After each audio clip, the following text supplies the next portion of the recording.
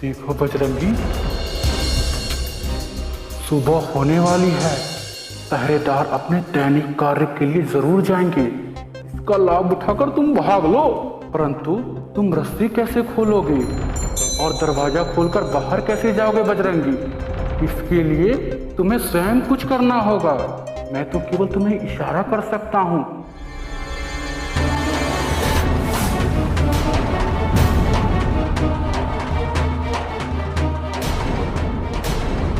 कहाँ को है? ये तो ददुआ है। अरे बजरंगी कहाँ को? जी रात ही रात में ददुआ बजरंगी कैसे बन गो मेरे से समझ में ना आ रही। मेरी सास के हमसे का पूछतो है? कहने में तुम थे जो मैं। हमारा लल्ला आ गया, हमारा लल्ला आ गया।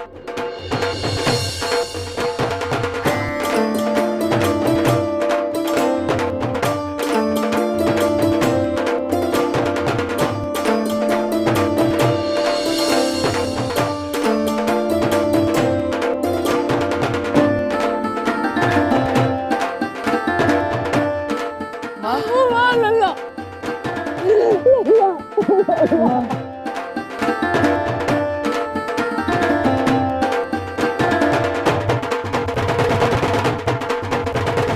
अरे बजरंगी तू ये तो बता कि तू डीके सिंह के चंगुल से कैसे निकल आया है वो? अरे माँ ये सब हनुमान जी की बदौलत हुआ है। अरे ये तो फिर से हनुमान जी का नाम ले रहा है वो। नहीं नहीं माँ, मेरा मतलब है ये सब हनुमान जी की कृपा की वजह से हुआ है। भगवान तेरो भलो करे। मैं जिस तरह से उनके चुंगल से छूट कर आया हूँ ना, अगर ये बात डीके को पता चल गई ना तो उसका तो हार्ट फेल हो जाएगा।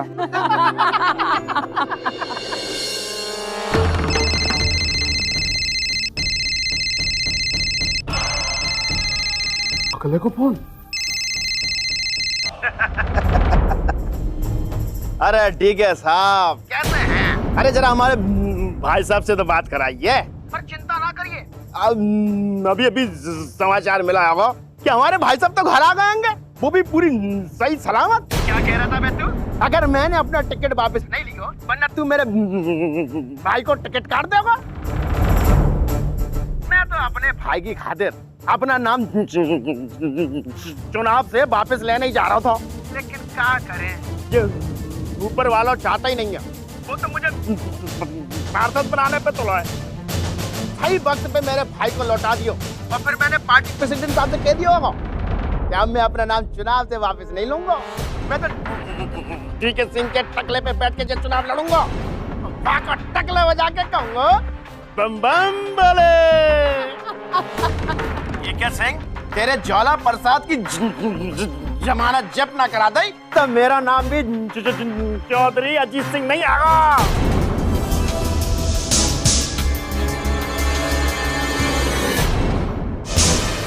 बोले बम बम बोले, बम बम बोले। तुम लोगन ने हमारी सारी योजना चौपट कर दी। तुम लोग को नहीं छोड़ूंगा।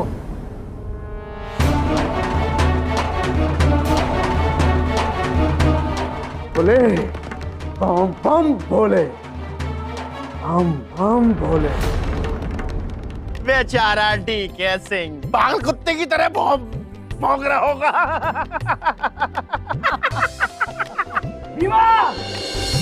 एक मिनट, मैं अभी आयो।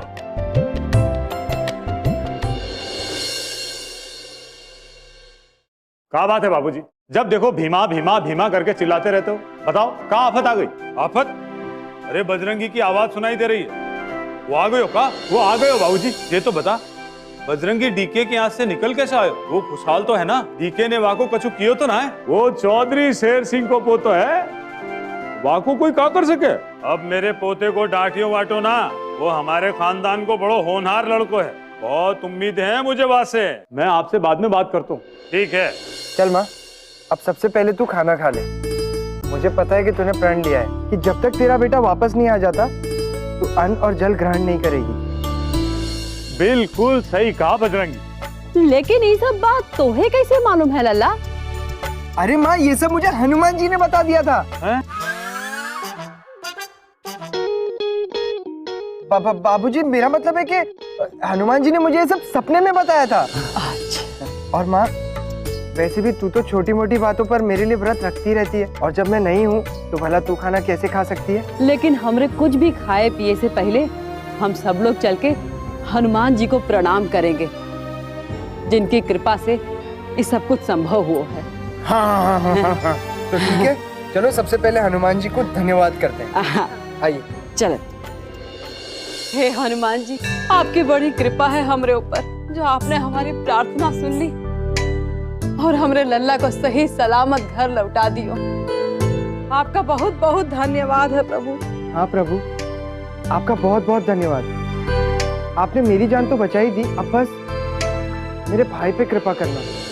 संकट मोचन नाम तिहारो, संकट मोचन नाम तिहारो।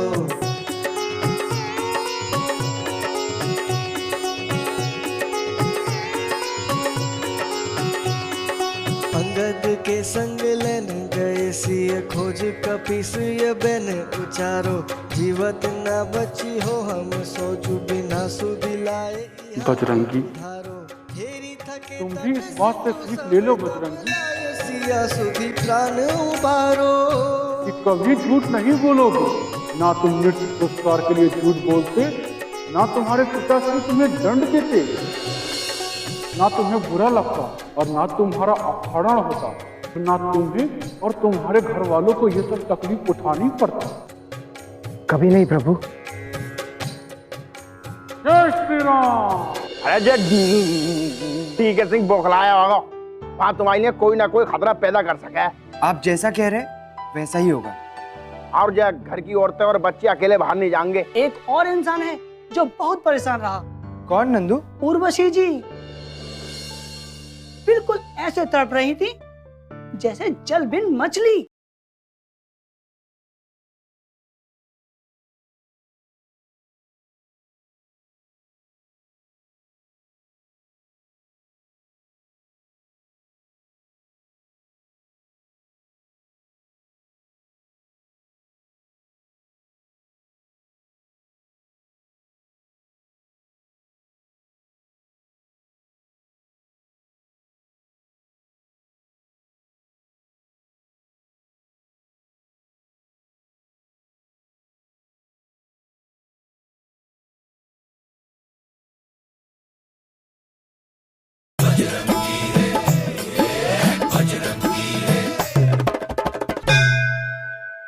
होली से लेके अब तक घर में शांति से बैठकर खाना किसी ने ना खायो, अब जाके एक साथ बैठ के खानों खाने को मौका आयो है।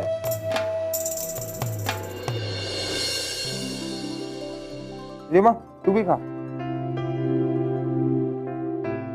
और हाँ लल्ला, तेरे लिए एक और खुशी की बात है। तेरे बाबूजी ने तुझे कॉलेज में वो नाच करे को लेके जो सजा दी रही ना, वो खत्म हो गई है। क्या? हाँ, अब मेरे लल्ला को घर का कोनो काम नहीं करना पड़ेगा। हमारा लल्ला कॉलेज जाएगा, खूब नाचेगा। तेरे नाचने पे अब कोनो पाबंदी नहीं है। इतना ही नहीं, अखबार में तुम्हारी तारीफ पढ़ी तो हमें एहसास हुयो कि तुम ठीक कहते रहे। नाच गानो बहुत बड़ी कला है। हम तो तुम्हारो सम्मान करना चाह रहे थे, लेकिन वहां से पहले ही ये सब कुछ हो गए। धन्यवाद बापूजी। और बड़े भैया, आपको भी धन्यवाद।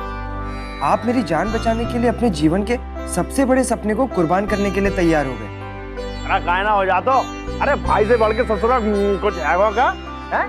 अरे मैं तो प्रधानमंत्री की कुर्सी पे भी लात मार देता।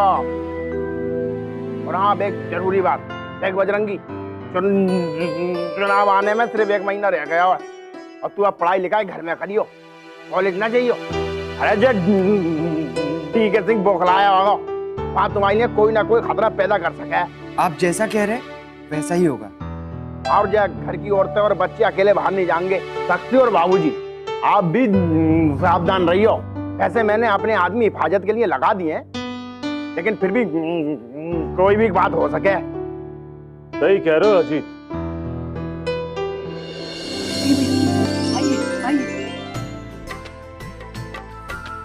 क्या हुआ नंदू? भैया जी, एक जरूरी बात बतानी है आपको। क्या? भैया जी, आपके अचानक गायब हो जाने से घर वाले और हम तो परेशान रह ही रहे। एक और इंसान है जो बहुत परेशान रहा। कौन नंदू? उर्वशी जी बिल्कुल ऐसे तड़प रही थी जैसे जल बिन मछली। क्या कह रहे हैं नंदू? आप कसम भैया जी, वो बहुत दुखी थी। आते जाते हमें घेर लेती और एक ही रट लगाती कि नंदू अब बजरंगी कहाँ चला गया है, कुछ पता चला, कब आएगा वो। नंदू ऐसी बात मत कर यार, तू जब भी कुछ ऐसा कहता है ना तो कुछ ना कुछ गड़बड़ हो जाती है। इस बार ऐसा कुछ नहीं होगा भैया जी। इस बार आपकी सुरक्षा के लिए आसपास मैं खड़ा रहूंगा।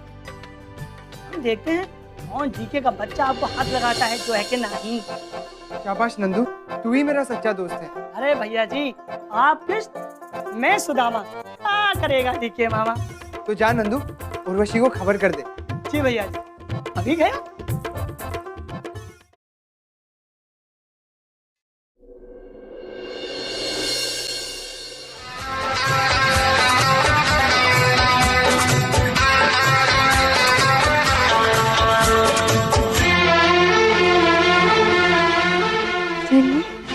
सोचेंगे तुम्हें प्यार करके नहीं, बजरंगी, सोचेंगे तुम्हें प्यार करके नहीं, ये दिल बेकरार करके नहीं। ओ बजरंगी, अच्छा वो तुम आ गए। ख्वाबों में छुपाया तुमको, यादों में बसाया तुमको, मिलोगे हमें। I'm sorry, वो तुम बहुत दिनों बाद मिले ना, तो इसलिए। इट्स ओके उर्वशी, कोई बात नहीं। दरअसल जब मुझे पता चला कि डीके ने तुम्हारा अपहरण किया है तो मैं बहुत डर गई थी, कहीं तुम्हें कुछ हो ना जाए। मैं बता नहीं सकती कि मुझ पर क्या गुजर रही थी। कोई बात नहीं उर्वशी, मेरे लिए इतना ही बहुत है कि तुमने मेरे लिए ये सब सोचा। Thank you Urvashi. अच्छा ये बताओ, डीके ने तुम्हें कुछ किया तो नहीं ना? तुम ठीक तो हो ना? नहीं नहीं, उन्होंने तो काफी शाही खातिरदारी की है मेरी।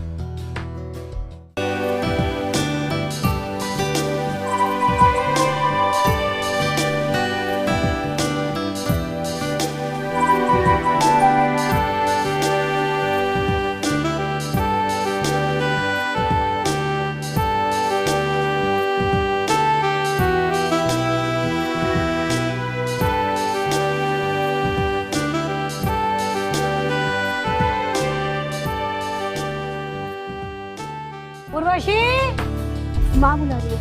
अच्छा मैं चलती हूँ, अपना ध्यान रखना। बाय।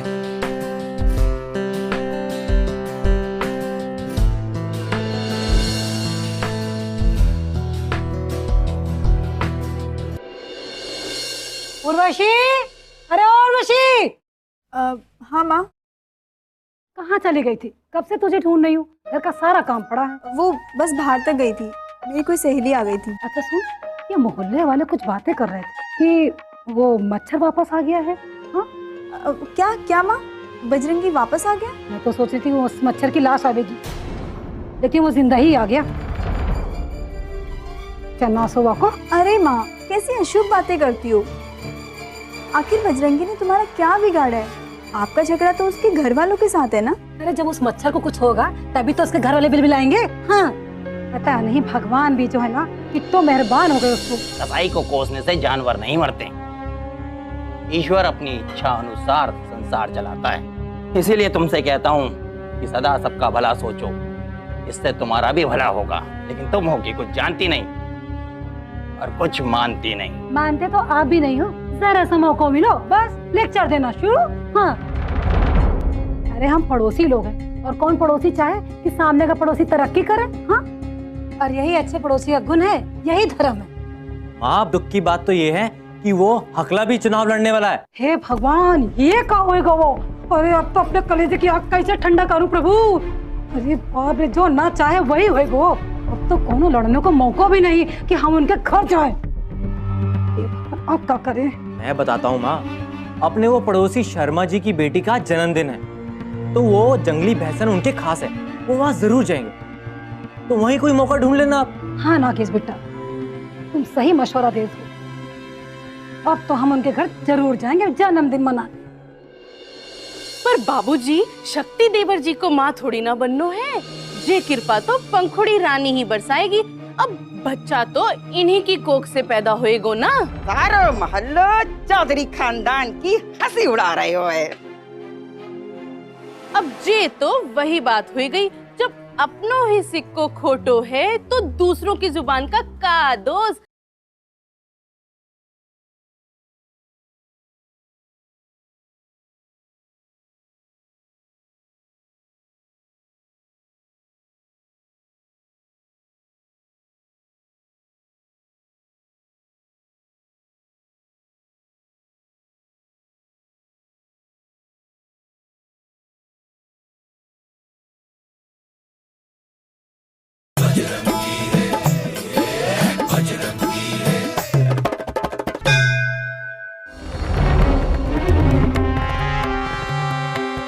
राधे राधे।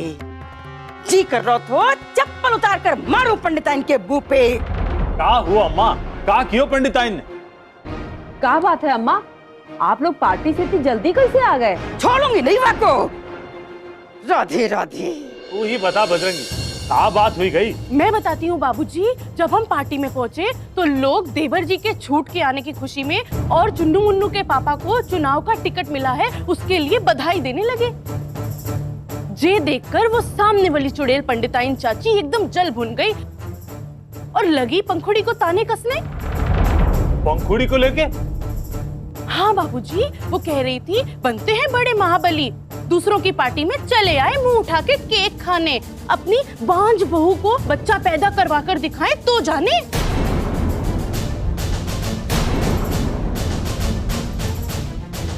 छोड़िए ना माँ इन औरतों की बातों को, इनका तो काम ही यही होता है। पतो ना है जा घर में कब नए बच्चे की किलकारी सुनने को मिलेगी। ना जाने शक्ति किस बात का इंतजार कर रहे है। और हमारी पंखुड़ी बहू रानी परो नाई कब मां बनेगी।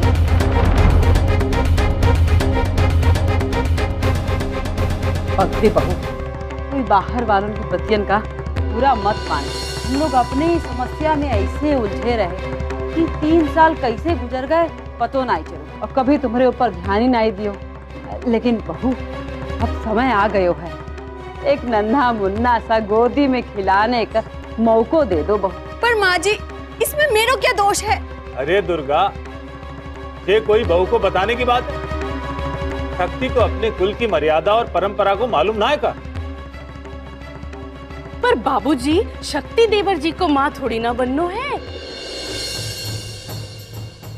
जे कृपा तो पंखुड़ी रानी ही बरसाएगी।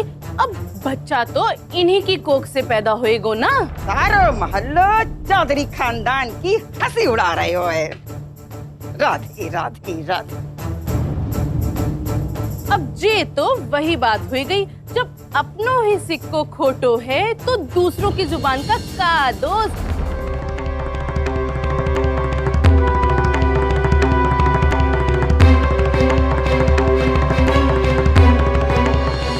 दुनिया वालों के ताने उल्हाने मैं सुनूं और तुम अपनी प्रैक्टिस में लगे रहो, लेकिन अब मैं ये बर्दाश्त नहीं करूंगी। मुझे हर हाल में बच्चा चाहिए। पर मेरे चैंपियन बनने तक मैं तुम्हारी इच्छा पूरी नहीं कर सकता। तो फिर ठीक है, और जब तुम्हें मेरी जरूरत ही नहीं है तो मुझे तलाक दे दो। तलाक? उर्वशी, नंदू कह रहा था कि सुबह से तुम यहाँ पर मेरा इंतजार कर रही हो। हाँ, दरअसल मैं तुमसे कुछ कहना चाहती थी। मुझे कल रात भर नींद नहीं आई। ऐसी क्या बात है उर्वशी, कहो ना। कैसे कहूँ, मुझे बहुत शर्म आ रही है। नहीं उर्वशी, तुम मुझसे